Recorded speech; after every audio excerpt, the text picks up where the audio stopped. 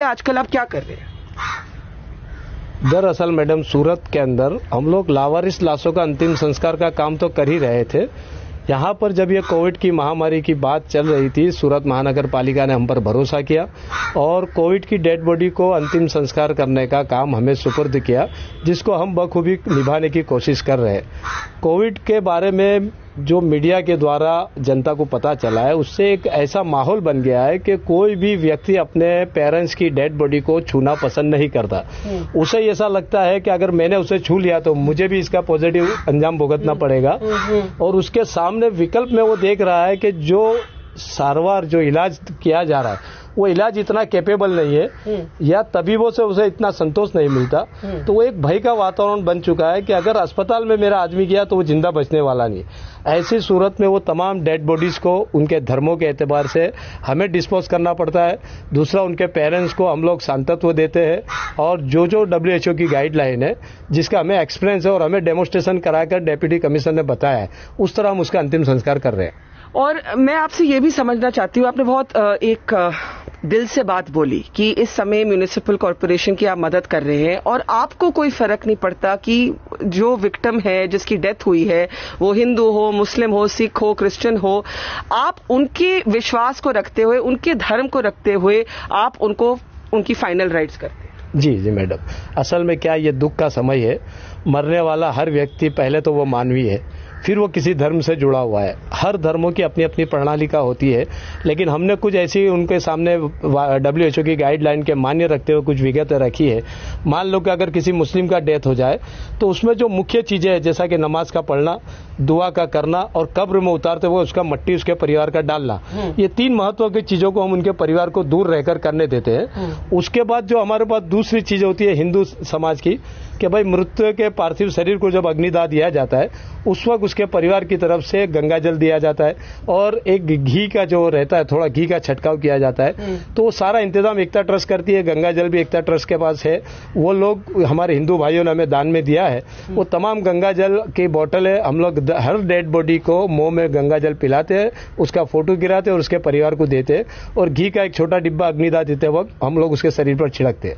और आपको भगवान अल्लाह बहुत दुआ देगा, बहुत आपका भला हो कि आप ऐसा मतलब दिल से काम कर रहे हैं। लेकिन मैं आपसे जरूर पूछूंगी, आपको क्या डर नहीं लगता? मैडम, डर कर अब इस देश की सेवा तो हो नहीं सकती। इस वक्त देश को हमारी जरूरत है। हम डेली हम तो वैसे डीकम्पोज डेड बॉडियां उठाते ही है, और हमारी सरकार ने हम पर भरोसा किया है, उस भरोसे को हम बनाए रखना चाहते हैं। डर लगने जैसी कोई बात हमें लगती नहीं है। आप क्या खुद प्रोटेक्शन लेते हैं? आपने बार बार कहा कि हम WHO की गाइडलाइंस को फॉलो करते हैं, तो आप लोग जब ये करने जाते हैं या आपकी संस्था करने जाती है तो पूरा PPE वगैरह पहन के जाते हैं? हाँ, हमें सूरत महानगर पालिका की तरफ से और कुछ NGO की तरफ से हमें PP किट दी गई है। हमारे पास करीबन 500 के आसपास की PP किट है।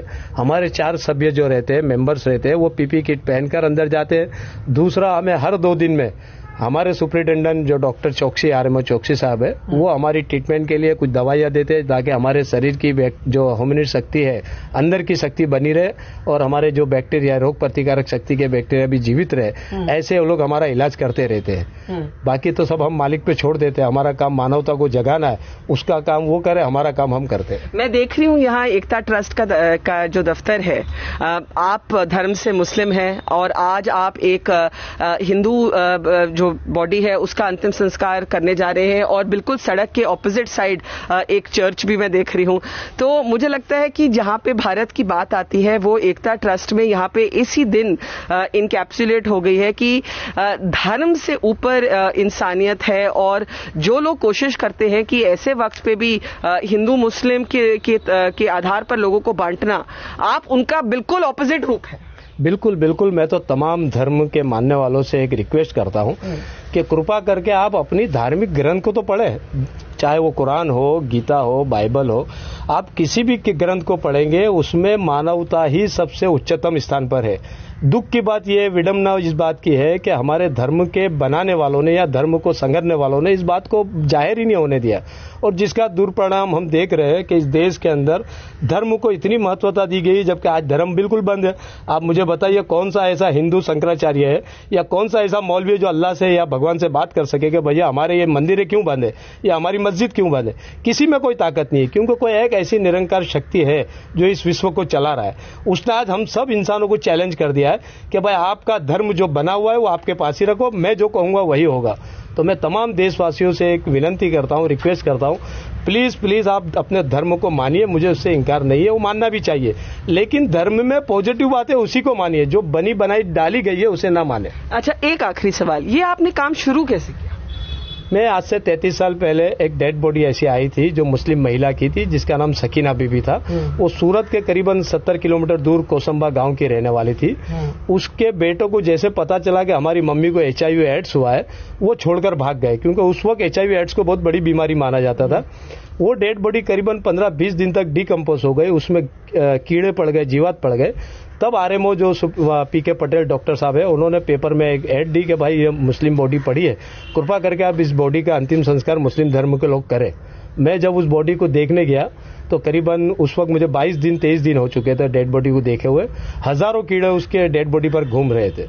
मैं मुस्लिम औरतों को लाया नहलाने के लिए, करीबन 4 औरतें आए और 4 औरतें भाग गई कि भाई नहीं, हम इसको नहीं नहला सकते।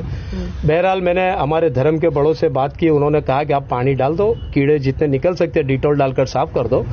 उस डेड बॉडी को जब हम लोग ने अंतिम संस्कार किया, दफन विधि की, उसके बाद रात को मुझे सोते वक्त एक अजीब सा सपना आया।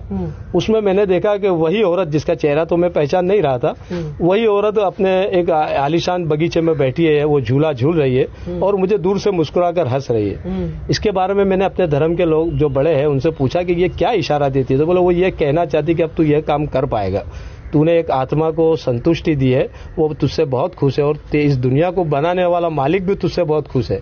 तो मुझे वहीं से फीलिंग शुरू हुई। और हमारे शफी भाई बिस्मिल्लाह होटल वाले, जो पिछले 50 सालों से उनके पिताजी भी ये काम कर रहे थे, मैंने उनका कांटेक्ट किया और उनसे बात की, तो उनको भी ये मेरा आइडिया अच्छा लगा कि नहीं भाई, इसके लिए एक NGO का होना चाहिए। और हिंदू मुस्लिम सब जो मेरे दोस्त लोग थे उनको बात की और NGO की शुरुआत हो गई। मैंने आपके दफ्तर में देखा कि आपके टेबल के पीछे हमारा झंडा है और मुझे लगा कि मुझे आपको कहना चाहिए कि मेरे लिए आपसे बड़ा राष्ट्रवाद का कोई उदाहरण नहीं। जी मैडम, मैं तो ये नहीं समझ पा रहा हूँ कि राष्ट्रवाद किसी पक्ष में होता है या किसी इंसान के कहने से होता है। मैं ऐसा मानता हूँ कि हर मानवी को कर्म योद्धा होना चाहिए, वह अपने कर्म के जरिए अपने देश का भला करे और राष्ट्रवादी खुद ही कहलाएगा। किसी के सर्टिफिकेट बांटने से कभी राष्ट्रवाद बन नहीं सकता आदमी। मैं सिर्फ आपको सलाम दे सकती हूँ। Thank you. बहुत बहुत मेरी तरफ से सलाम, दुआ, शुक्रिया अदा, धन्यवाद कि आप ऐसे समय में एक इंसानियत के इतना बड़ा काम कर रहे हैं। धन्यवाद, thank you. And if we really want to learn a lesson, if we want to learn a lesson, we should come here to the Ekta Trust. You can see all of the volunteers here, मेरे पीछे खड़े हैं, and they don't talk about Hindu, Muslim, Sikh, Isai. They simply provide that dignity in death at a time when even family members are not willing to do so. This is the most fiercely nationalist Indian that I have met in a long time, and I am humbled to meet him.